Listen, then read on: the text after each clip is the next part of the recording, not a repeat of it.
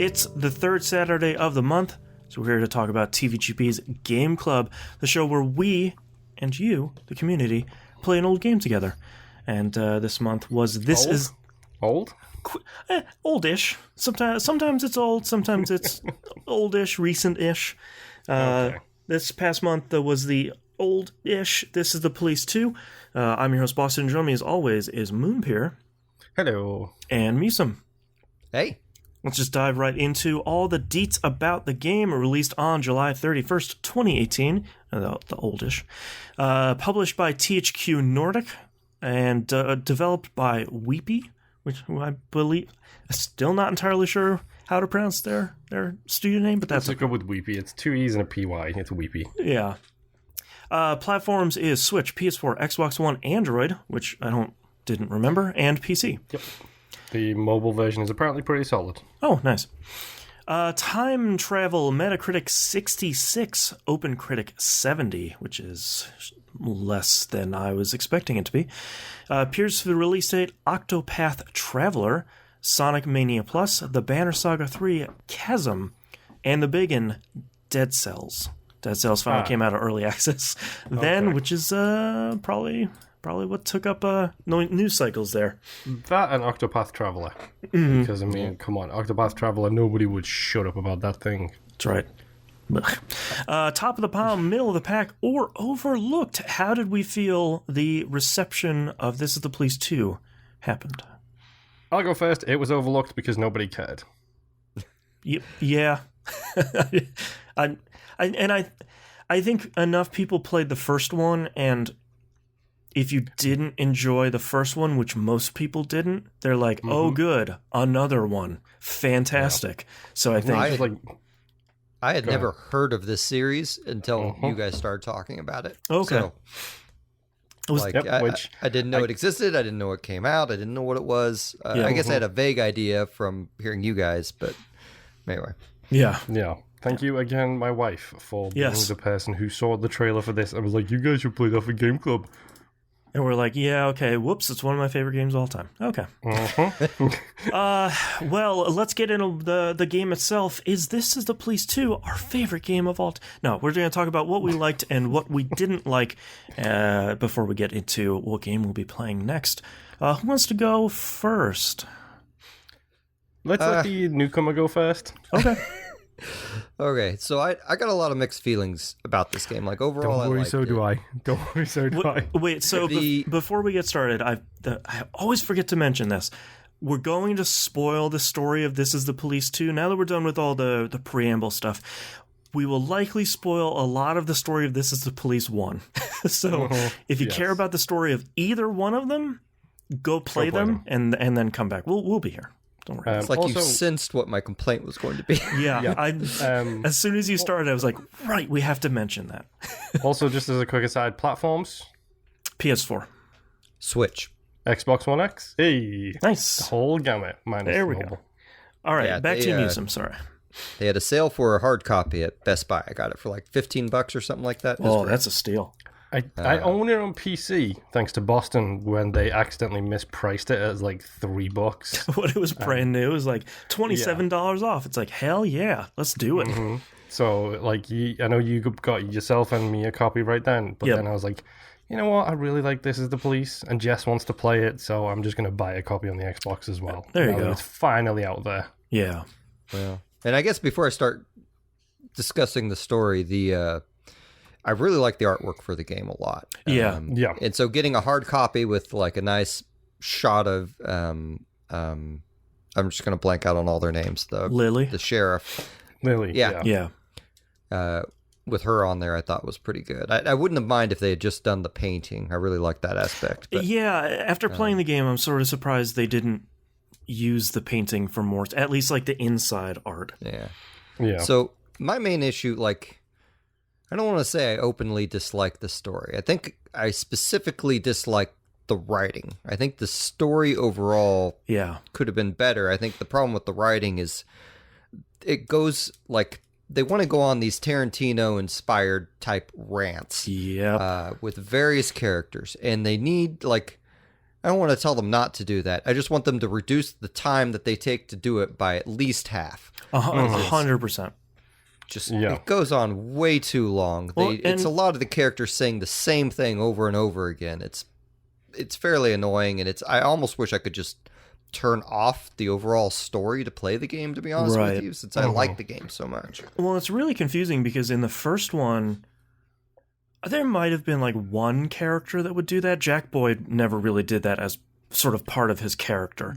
No, the mayor did. The mayor was the speechy one in the first one. Yeah, and I feel like in This Is the Police 2, everybody is doing it. Like, you walk into someone having a phone call, and it's like a 5-minute thing, and some of your officers are doing it. It's just like, I talk about it a lot, like the writer crafts their perfect world, but like this, you just need to slash this entire script by so much, because there's so much meat on the bone in this game, and there needs to be way less. It's not meat. It's fat. Yes. Yeah. Let's phrase that the way it should be, at least. Yeah, I was trying to be a little generous, but it's fat. Maybe they didn't have an editor. Maybe that was the issue. Possibly. Yeah. Or whoever is terrible at their job. A big thing for me, like, on that front, is it does not set the time of the actual game at all. Right, it's after the first one, and that's it. Yeah, but something that the first one did really well, MusiM, was you get a record player in the first game. Like, literally at the very beginning, you have the record player. And then about 3/4 of the way through the game, cassette tapes are invented. Yep. So it's not a modern-day game, but this does not tell you at all that this is not a modern-day game. Right. It doesn't tell you at all that it's actually set probably 70s, 80s kind of time. Yeah, I had to look it up, and he's 60 in the first game, at the end of the first game, and he's 62 years old in the second one. So like it's a little bit of time after the quote unquote good ending of the first one, which is why he is where he is. Yeah, but I really didn't like that, because like I know, because I played This Is the Police 1, that this game isn't set in modern day. Yeah. So when these stupid cops are having a conversation about black mold and how it doesn't affect you, it's like, I know that they don't know that because it's in the past. It's in the 80s at some time. Yeah. Whereas everybody else who's playing this might think, well, they're just stupid. Right. They're like backwater hicks that don't know any better, which is part of it. Anyway. Yeah. I do find it funny, though, that the logo for the game, you could get away with this not being called This Is the Police 2 based on the way the box art and the logo looks. Like, you might think that, too, those 2 orange slashes are just part of the logo. Yeah, The Witcher 3. This is a soft reboot. I mean, The Witcher Wild Hunt. Yeah.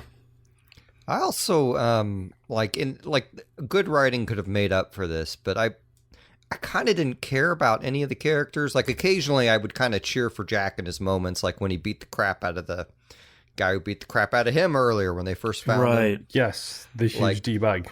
There were occasional moments when I cheered for the monster that was Jack. Right. But for the most part, I wanted to like Lily, but I feel like the game made it impossible for me to like her. So when the ending came, it's just like, well, I don't know that was a particularly good piece of writing, but sorry, Lily. did not care about those characters. Like, I wanted Lily to become a better character, but just, oh well. It feels like they're pushing so hard for you to be sympathetic towards her. Like, she's meant to be sympathetic, and I get that. And at the very start of the game, she comes across as sympathetic because she's just had her favorite boss ever destroyed. Her number one supporter on the team has been killed, and she's super sympathetic at that point. But she's not. She's in over her head, which is tough. But then it's the fact that she just doesn't actually develop at all as a character. It's very much like me. It's like, I hate when something is a mess. Why don't I clean it? Why haven't I cleaned it? Things are still a mess. You don't feel sorry for me after 6 months of something still being a mess. You think, get off your ass and go and, clean that area. Well, and Jack really, puts it to, puts the sticks to her at the end, saying, like, you don't do anything. You push your problems on everybody. You push your work on everybody. You don't do anything yourself, so you can't complain about the position you're in. And that is a really tough thing. And I think, MusiM, to your point too, is I wasn't expecting this. This is gonna sound weird. Wasn't expecting This Is the Police 2 to be a direct sequel to the first one, in such an incredibly direct way, where it's like, you know who Warren Nash is, and you know he's not who he is, and he has the second he starts talking, you know who it is. Yeah, it's John St. John again. It's just like, John St. John's back, all right. But like, I wasn't expecting them to bring literally everybody from the first game, and even his secretary from the first game manages to play a fairly major part in this game. And I think that is surprising, and I'm sorry to you, MusiM, for how frustrating that probably is. Where it's like, hey, remember this lady? And it's like, I don't know who the hell that is. Remember this investigator? It's like, no. And Lana? Yeah, Lana coming back is crazy. I was just assuming they were characters from the first game, and like for me, like already kind of pretty early on, I was like, I'm not with this writing. Like, this is going on too long, and now I'm okay. I have to make decisions. I guess these decisions are for the first game, and now you're going to keep giving me these every other day or so cutscenes that last way too long, when I just want to figure out who showed up for work that day, right, and try to make it through and get enough money for the mafia, and then hopefully maybe send one of my drunk guys to the drunk cure place that I unlocked. And, right. Like, so just to be clear, I didn't beat the game. I had to read about the ending earlier, but it was also one of those, like, I don't know, mid-December or something like that. I think it ends at the end of December. Is that correct? Yes. December 30th is the final day, which I know because I beat it today. So for anyone listening, we have fairly standard rules for the shows as part of TVGP and E1M1. A lot of them are like no isms, no swearing, stuff like that. There's some additional rules here for Game Club, which are like, we're going to try and play older, cheaper, accessible games for Game Club. And one of the core tenets of the show is it was originally you gotta beat the game because they were somewhat shorter games, and now it's like you really have to give it the old college try.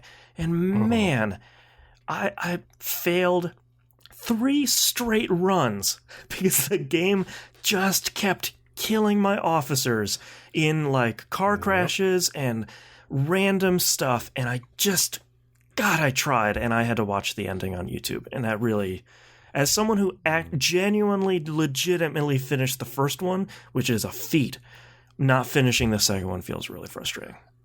That's the biggest difference between the two for me. Like, this feels like, it starts hard. It doesn't start anywhere near as hard as the first one, because that first one, if you make it through the first week, you're set for the rest of the game. Yep. Because that first week is a hell week. Yep. I probably lost 2 or 3 evenings to that first tactics map in this one. Oh, yeah. Yep. That was ridiculously hard, and I don't remember how I lucked out getting through it, but it felt like, oh, finally I lucked out and my officer either made the hit or the bad guy moved in the right place or something. It did not feel earned, so to speak. And it was literally like, I think it was my 3rd evening playing it, of spending 1 to 2 hours trying to beat that mission and getting really frustrated with it. And then finally, I don't know that I got really frustrated, but it was, come on, guys, get me back to the area of the game that has the music I really like in it. Right, let me send officers and stuff. Yeah. So, I mean, the tactics things, let's talk about them real quick. Sure. I feel like the only way to beat them is stealth.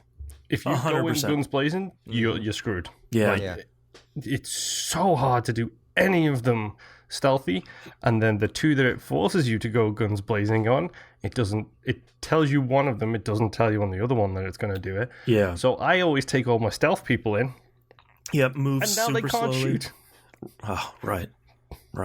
I mean, from a foundational standpoint, the tactics stuff works. You move and you attack exactly like you do in most games. I really wish, instead of like the half circle for your percentage chance to do an action, I really wish they just put the percent there instead of like, I think that's like 2/3 or 3/4. So I probably have a pretty good chance of doing it. I sort of wish. My favorite thing about that is it changes, because like it can be essentially 75%, but then you pick that and it's like, okay, so now you're about 50% to hit the body, 25% to hit the face, yeah, and all exactly. that kind of stuff. It's like, so even the first circle is a lie, right? Yeah. See, I never even took a swing at someone unless it was basically 100%, and like.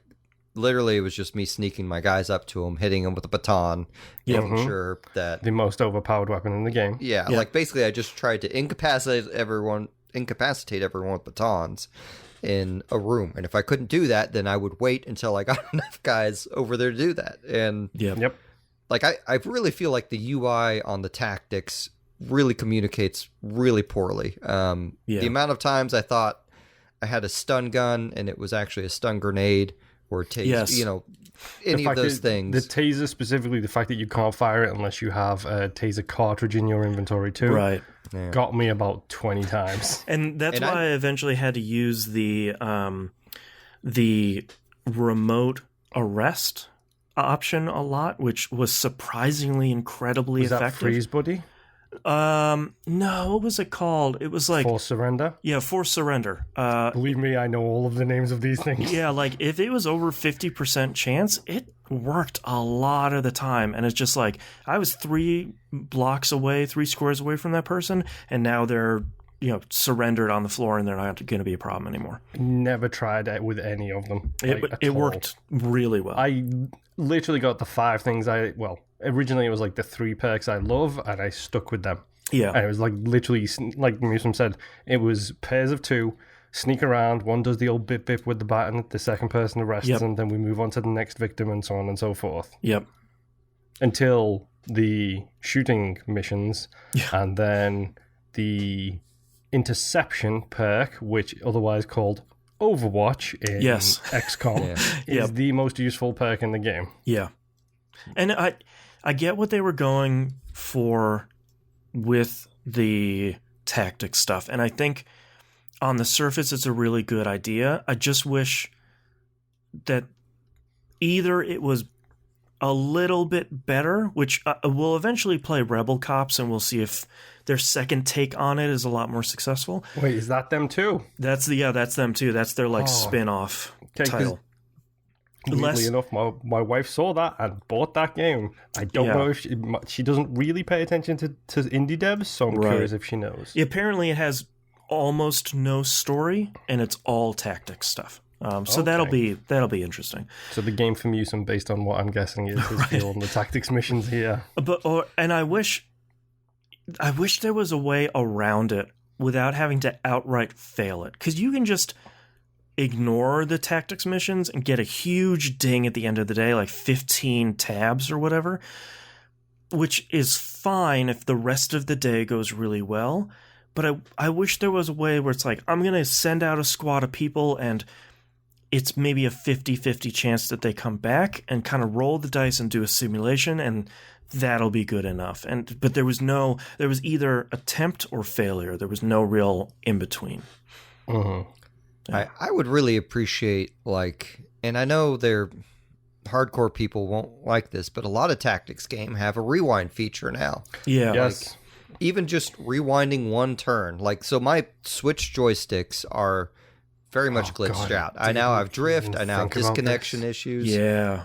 I need to get them replaced. I don't own another pair, so I need to be able to afford another pair before I lose this pair to Nintendo for however long. Right. Mm-hmm.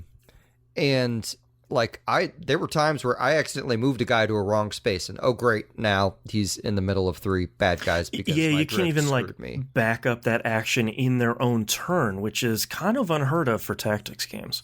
Yeah. Or another thing that so on the I forget what they're called, the setup missions, the ones that you plan for a couple days. Yeah. The raids, I think they are. Yeah. Yeah. So I immediately when the map starts, I immediately forget what everyone was supposed to be doing. Yep. Me too. And I don't remember who has the ability to open gates and windows and things like that. Right. So then especially that first one you do with the gate, like, I wasn't clear where the gate was, too, on top of that. So I was like, is it this square? The only difference is, like, the tiniest little bit of the top thing. The tiniest little bit of the fence isn't on the top of the gate, which for me is fine because I'm playing on a 60-something inch television with an Xbox One X, so my resolution is crystal clear. Might be problematic on the Switch. Right, or the Android version, maybe. Yeah. And the TVs I'm playing on are pretty old, too. You know, like, for the most part, I played this docked, just because, like, when I play something undocked, I really need it to be turn-based because I'm going to be watching a show or something, and the timing of making sure I get all the police calls, just, I need full screen. But either way, the UI does not communicate as well as it should in the tactics, and I think that's a large part of their problem. Yeah. Well, let's talk about the other side of the coin then, the stuff that's directly carried over from the first one, which is the daily stuff. Yeah, the day-to-day map management stuff. Just before we do, I just want to rewind back to the story really quick. Oh, sure. Especially your opinion on this, Boston. Yeah. I hate Jack now. So, I forgot what happened. Story recap at the very end of the first one. The good ending, you gather your $500,000 to get out from under the mob. The reward and the payment they leave you with is $1. One single dollar. So that was the thing that I forgot about, because one of the many reasons that Freeburg is upset with Jack is that they think he made off with a cool $500,000 and just disappeared. And even the people that are following him still think he made off with this $500,000, and he has nothing in this, like, horrible frozen backwater city. And I really felt for Jack was in a corner for the entirety of the first game. He was doing the things he had to do to save his family from the mob. And I mean, that was the thing with the first one, is he was a villain, but he was an understandable villain, because everything in his life was on the line. His job, his life, his family, his wife, ex-wife, his 2 kids. His new relationship with the lady on the phone, like, all that stuff. Everything was on the line. And so he did what he had to do. Right. Keyword, had to do. Jack in 2 is a sociopath. Is the villain. Like, it's not the neckties. It's not the guys that are holding the feds at bay. It's not any of these other guys. It's just Jack is lashing out at anyone and everyone he can because his life has failed him at every turn as he's aging. And I think that's interesting, but I hate him so much. And I just hate him. The more power he gets, the worse he gets. The MusiM used it perfectly earlier. He becomes more of a monster. Yeah. He becomes literally the monster of the game. Did you catch the musical stinger they had when he takes over the old sheriff's office?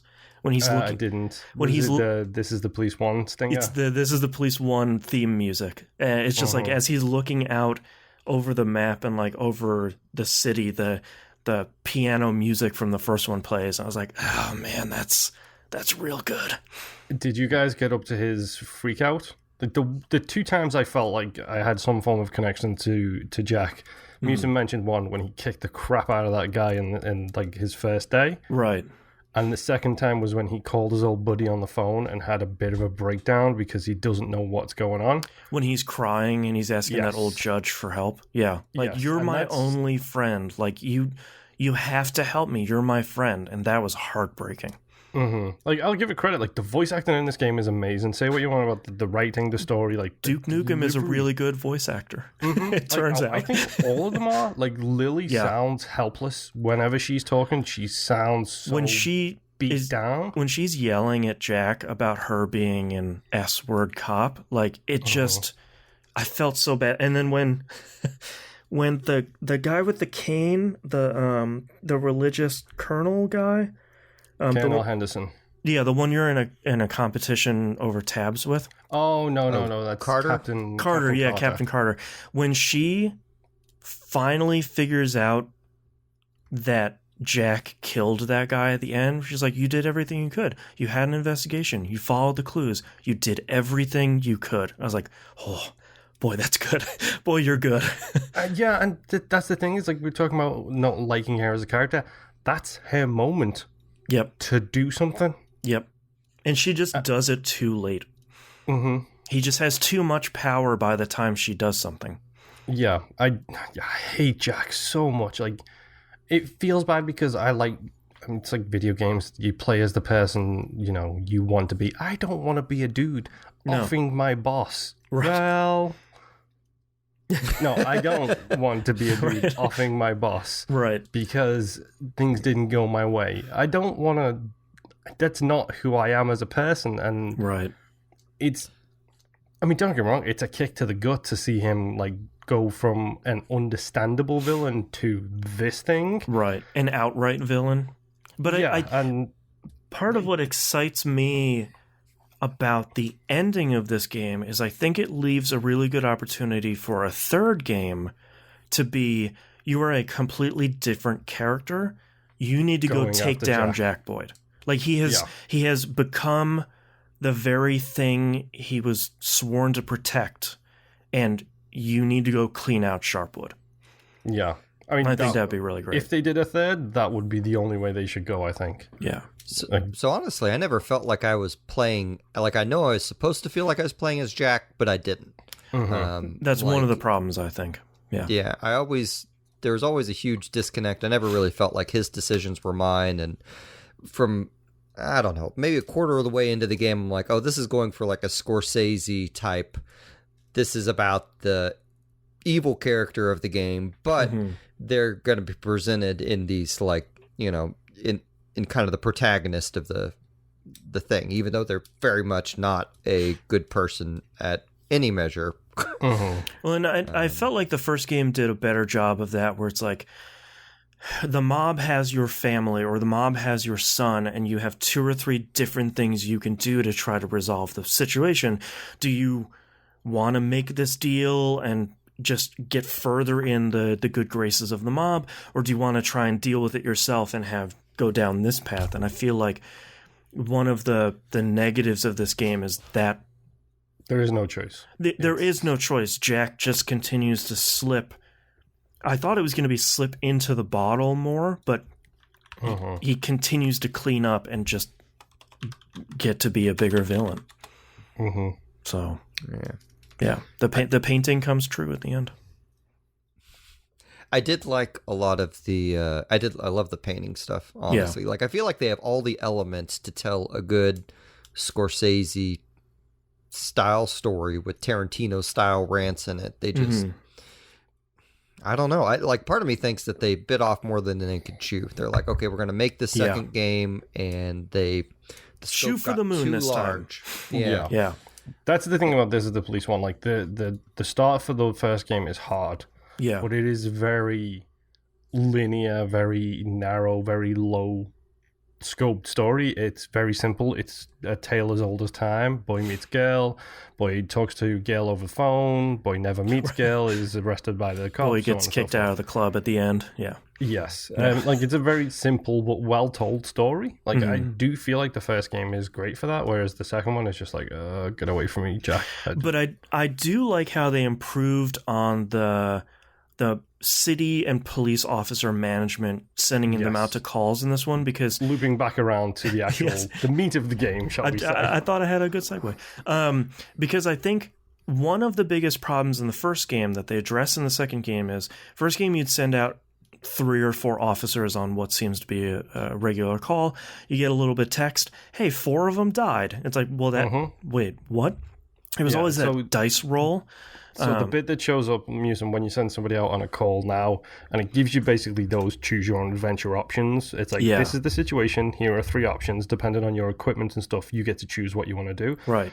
The first one was pretty much just a dice roll. It didn't have any of the skills, no negotiation, nothing like that. It was just a star rating. And the improvement in the second one is so huge, because it's like, for anyone that hasn't played it, you might get options of like, tase the perpetrator, tackle them, or sneak up behind them. And if someone doesn't have a taser with a cartridge in it, that first option will get blanked out. Someone that has really strong strength will have better chances at successfully tackling the person, and 1, not injuring you, and 2, not injuring the perp. And someone that has... Or the Vic, if there's one on site. That's true. And the third one, if you have really high stealth skills, you might be able to successfully sneak up behind the person and knock them out. So there's this really great thing of like, in the first game, you were really hesitant to risk your best officers because sometimes they might just, near the end of the first game, their car might just blow up because of that horrible, dumb storyline. But this is now, I want to bring my strongest people, because if we're going to have a multi-stage thing, I can send them multiple times out and make sure this is successful and make sure everybody comes back okay. And I think that's such a huge improvement over the first one. Yeah, 100%. Like, I mean, spoiler alert, I have 1 achievement left in this game, number 1.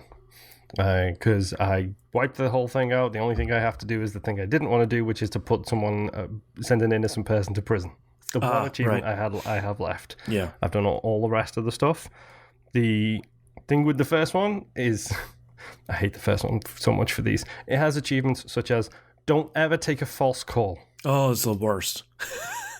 Ever. You had to have a day-by-day guide if you wanted that, where it's like, January 30th, this title is a false call. Yeah, that was like, don't lose this amount of people, don't lose that amount of people. Whereas this game is so good for like allowing you to manage the police department just based on the skills alone is a huge improvement. And the thing that I like the most about this, and it's something the first game kind of did, but I think this does it better, is the random events have consequences. If you use your brain, you will know the consequences ahead of time. Do you want to know how I failed my first run? Did you lock the guy's wife in prison like I did? 100%. And every female officer left my squad, which... I had about 75% female officers at that point. It was only a matter of time before that run was done. I was lucky because I was 50-50. Oh, okay. So I lost about half of my force at that point and just squeaked by for the next few days. MusiM, were there any of the individual like daily random pop-up things that stood out to you? Because I got a couple here that I want to go through because they're hilarious. So my favorite one was actually a beginning of the day deal. That was the book release. And I don't remember the name of the book thing, but it was having nearly every officer want the day off for this book release. This and then, the next chapter of the fantasy book. Yeah. Yes. And then like the next day, one of them I had denied said, so I couldn't go, I have to go read this to my sister to do this. She didn't let me off, and I have to do it over the phone, or like they come up with all these and now really we want to go see the movie. Yeah, my buddy's got a copy. I've never managed to snag a copy, so we're gonna go to the library and photocopy all 400 pages so I can read them. It's just like so good. That does not stop throughout the rest of the game. All the way to the last day, people are still saying to you, "But this book, I need to see." I need to go read the book. So good. I do wish there had been like in terms of loyal cops and not loyal cops. I wish there had been more clear paths to make them loyal. Yes, because some of the book people, I feel like I denied one book person, and then immediately they're out of uniform. Right. So here's a couple of things that the game does not tell you very well, and this is the thing I'm talking about when I say like it's really good about not explaining things. Some things I wish it was better at. This is one of the things. Did you guys play cards with the guy at the end of the shift one day? Yes. On one playthrough, yes. On one playthrough, no. You should always play cards with him. Yep. I learned that the hard way. Your snitch in the force, and then during the day, if you hit A on somebody's character portrait, they have a red to green line going across their photo that's like a color bar. Yep. And it has a white line on it which tells you exactly where their loyalty stands. Yep. Which then increases and decreases depending on your actions. Like if you do successful missions with them, investigations, you do things that are good for the cops, that will go up. If you do things bad for the cops, that will go down. Yeah. Did you guys ever send any of the non-loyal cops on the tactical missions, because I learned that lesson first tactical mission. Yeah, I made that mistake once. You can't control them. Yeah. No fun. So annoyed. Yeah. I had that spoiled for me online, which was weird because I didn't look up many things online. I think I had a case I was just tired of not solving. I'm like, I have all the pictures. It has to be this person. Why won't it solve? I looked all those up. Oh, okay. Yeah. Yeah, Boston doesn't like the investigations. Well, and I feel like the investigations in the first one were fine, and because I felt like it was all self-contained in this thing, but like we've been talking about, this game is just, there's so much in this game where it's the investigations, the day-to-day, the tactics, feeding everybody the right foods that they want when the lady quits, and just like it's just one more thing and one more thing on top of this pile, and it's like I as the player, I'm spinning too many plates, and that's not fun. When I could understand if Jack as a character was spinning too many plates, that's sort of the point, but I don't want to do one more thing because someone left. Yeah, the second that woman came, the deli place came, it was like, we can just give you catered foods for $12,000. I was like, take my money now. I will sell more gold bars, just take my money. Yeah, that's actually a really good way to increase and decrease people's loyalty to you. Like, if you want more of a fine tune on it, if you stick with the food planning and you have people who you want to make loyal, give them exactly what they want whenever they want food, and they very quickly, their loyalty to you just goes through the roof. That's true, yeah. Did anybody deal with Penkin? Did anybody get the trophy / achievement / whatever the Switch does for Penkin? Which one was that? Doesn't ring a bell. Penkin is the guy from the very beginning of the game who doesn't show up for work for like 6 days. He's got a with his star rating band. of 10. Oh, yeah. Yeah.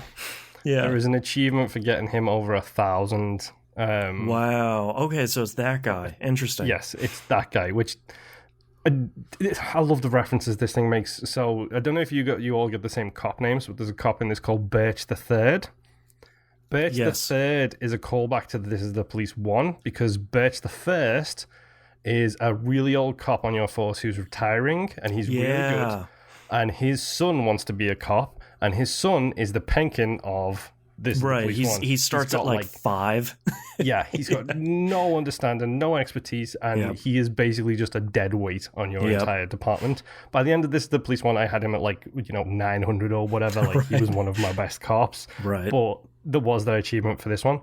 The only way you can do that is by sending him out on every single call. Yep. Or send him to the training place. You send him to the training place and he gets whatever the skill is, plus 50 points added to his total every single time you do it, which is where the snowstorm comes in.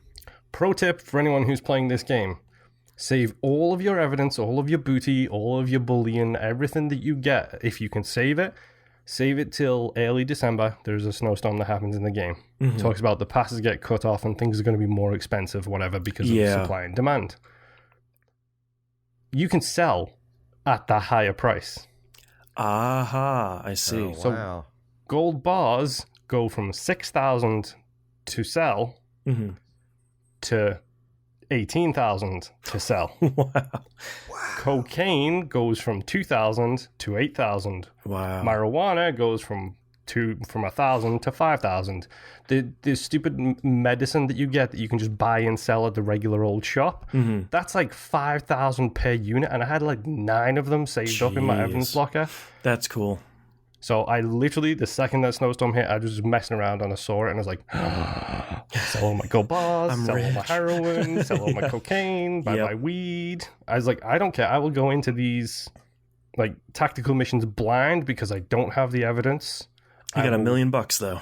I'm fine with that because as soon as that happened, I was struggling with money. I was struggling. Yeah. I had to take a loan to make the second payment to that guy. And then the second that the snowstorm hit, I suddenly remembered about being able to sell stuff, and I was done for the rest of the game, especially after winding up the gangs and stuff. I think I ended the game with $200,000. Yeah. And literally every day I was sending Penkin to one of those training things twice. Wow. You're coming into work today, you're going in, and then when you get tired, I'm going to send you to the spa so you can come back and do the same thing tomorrow. Get to work. It was the same thing over and over again. And by doing that, he gets his bars up, and then when you filled out his bars, he won't go into the training things anymore, but then you can send him on every single call and get the 30 bonus experience for being the officer who does the specific action. Gotcha. So he can do the sneaking, he can do the negotiation, he can do that kind of stuff. He can do it all. By the end of the game, he was my second most efficient police officer. He's super behind. Yes, behind one dude who literally, I hired him. No, I got him as a replacement for a cop who died in a car accident due to complications during surgery. Whoops. Most useful skill in the game. Yeah. Get rid of those alcoholics and give me some nice, fresh 1,000 star rated police officers, please. Yep. I gotta tell you, I remember the first time I made a bunch of caps one day. I'm like, man, I get to buy all these cops. Oh man, they gave me these cops where they have all these maxed out skills. And then they come in the next day. Oh crap. They have 2 alcohol symbols on them. Right. Just like, oh no. Yeah. But I got kind of lucky with the alcoholism. Like, a lot of people I sent to the place were just like, okay, cool. I'm never going to drink again. No, nice. It's like, thank you. Yeah. We're all good. Well, I'm still in that. I must have not hit the snowstorm yet. Like, because I haven't gotten to that point where prices raise, and right now I'm still like, I sold off like half my inventory to make the second payment, you know? Mm-hmm. So I must not be that far in, but I adore the police managing simulator. Like, I really like I love the music they play in the background. I love getting calls. I love going through the choose your own adventure style things that are related to whatever skills they have. I love / hate cops who refuse to do certain things or go on that things. guy smells. I'm not going with him. It's just like, get out there, man. Was that Wolkoff or whatever his name is? With the ginger face with the big sideburns? Yeah. I'm sorry the guy smells. I have a shooter situation, man. Yeah. I have a list of cops' names here that I would like to name and shame. Okay. When we have a second. Let's go. Let's do it.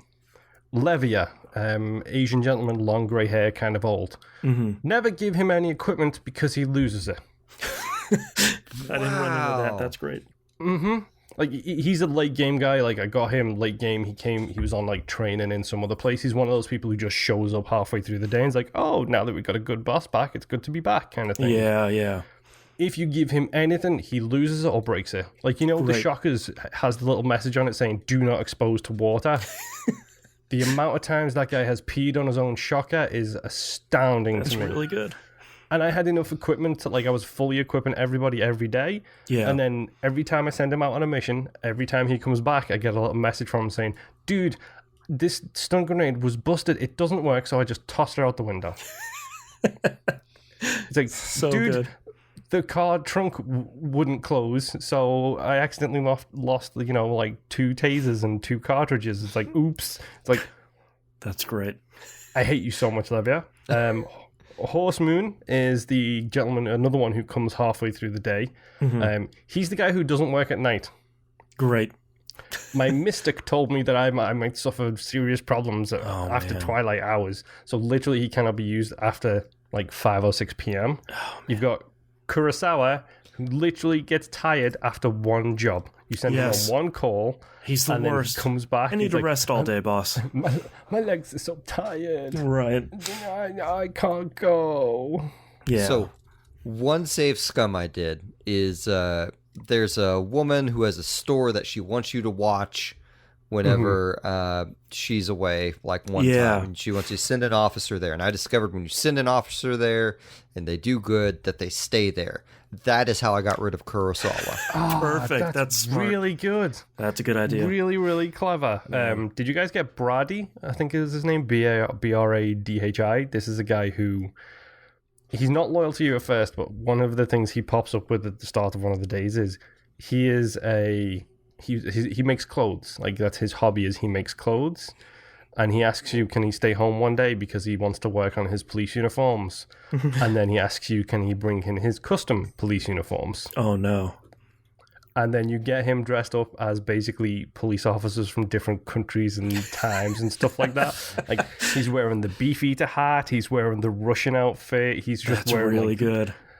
like a cowboy hat with a black feather coming out the side of it. Like, he's still loyal to you. You Sure. can tell he's still got the police officer clothes on, but he's wearing all these That's custom really clothes. It's really cool. Except he refuses to work with anybody who's not loyal to you because he can't stand to be around anybody not in uniform. Mm-hmm. He refuses to go on combat missions because he doesn't want to get blood in his silk. That's like, great. Dude, please go away. Yeah. Just I love your outfits, and I keep you on my squad because I love seeing what random mess you're just going to come in. Yeah. Like, it's the thing that I loved about the first game, and this game does really well, is every cop feels like they have a personality. Yes. And some are just good cops. Yep. But then some are insane, and you just want to shoot them yourself. Yeah. Yeah. It's so good.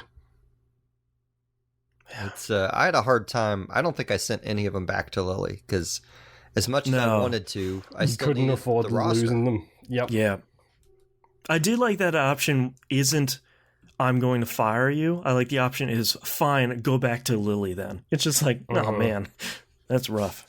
That's why, like, if I got an alcoholic dude who was like 95 stars or something and he got into a wreck and was going to be out for 5 days, I was like, doctor, take care of this man. Yes. Because at least that way I can get a free replacement. Right, yes, from that's true. Lily, which is the only way you can get replacement cops. Like, you send them back to her, you don't get nothing. Right. You know, you spend $200 on a funeral and get a new cop. Yeah, exactly. And it's like, yeah, I'll take that any day when these guys are alcoholics who just literally killed themselves. Yeah. All right, any final thoughts here on This Is the Police 2?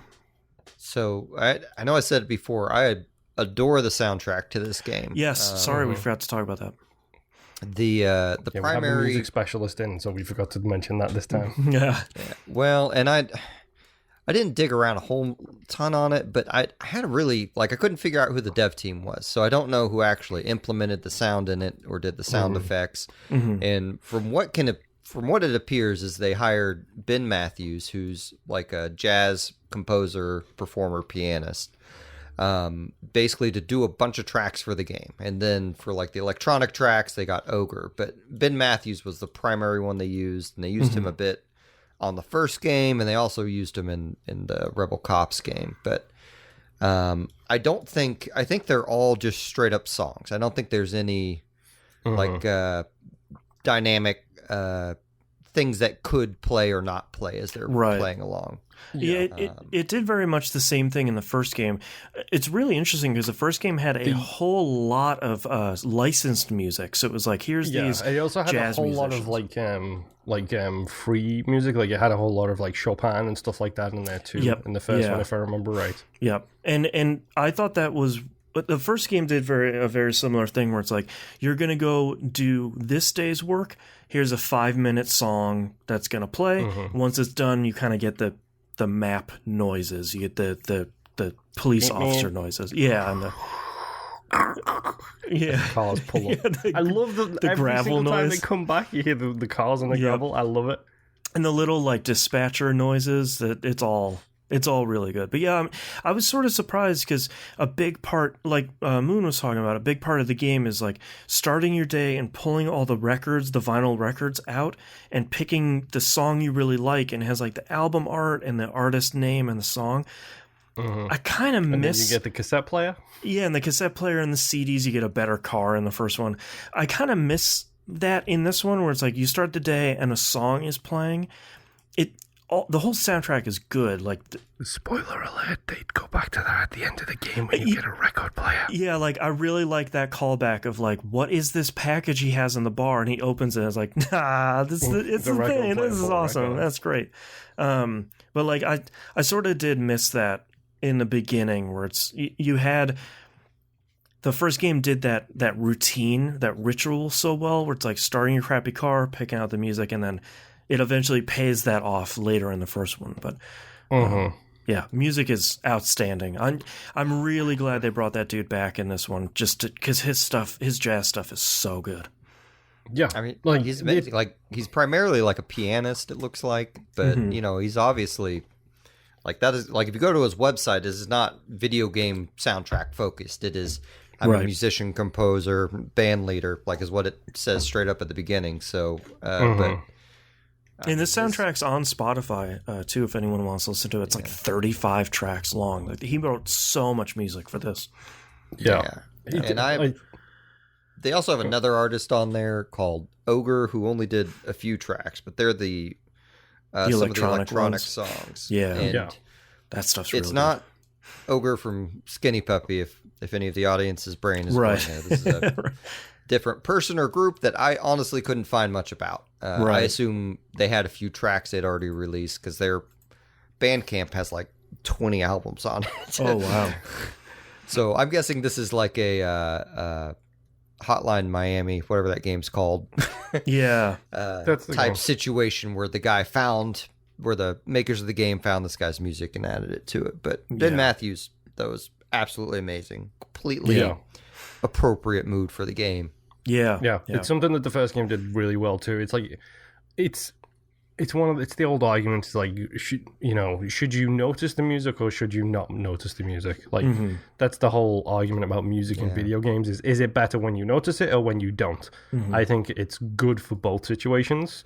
I bang on about it enough that everybody knows how I feel about the Normandy Reborn piece of music from Mass Effect 2. Is one of my favorite pieces of music of all time.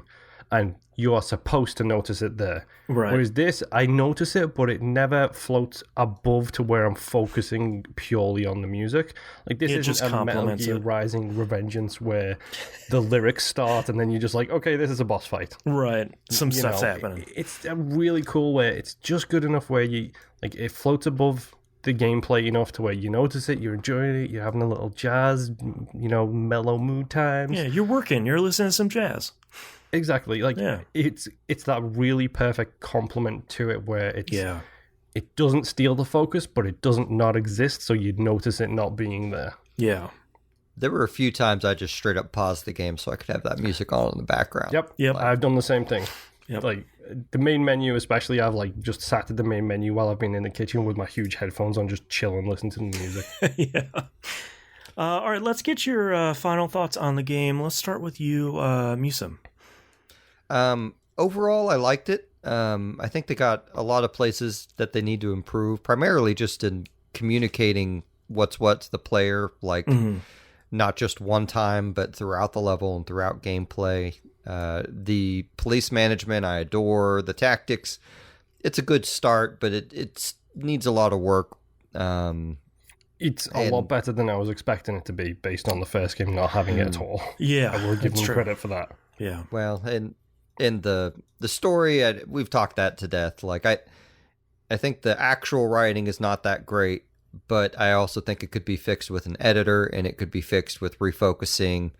Okay, Jack's a monster, but we want the audience to like this monster, even in spite of that. We want a Scorsese type situation. But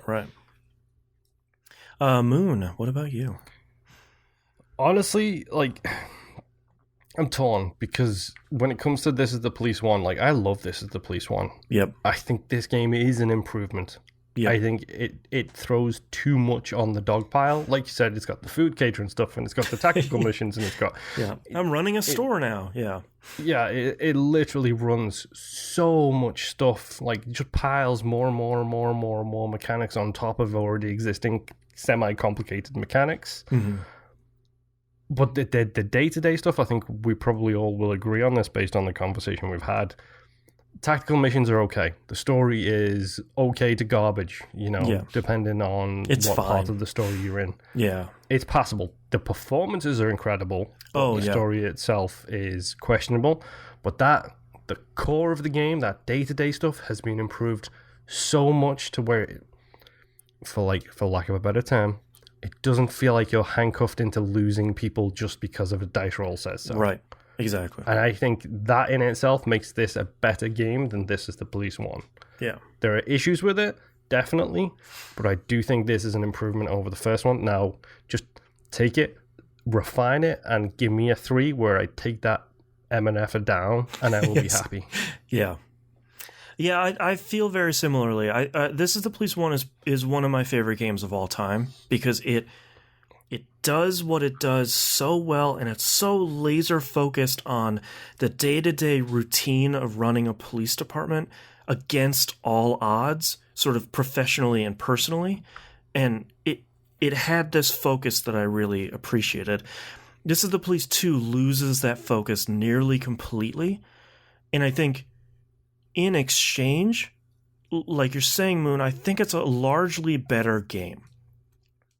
But when it isn't a better game, it really isn't a better game. And I think they could have done with... I get their desire of... The first game was so focused and was made on such a small budget and was such a hit that we now have the opportunity to really make maybe the game they wanted to make originally with all this stuff. But I really hope they rein virtually all of that in for the third one, if they make a third one.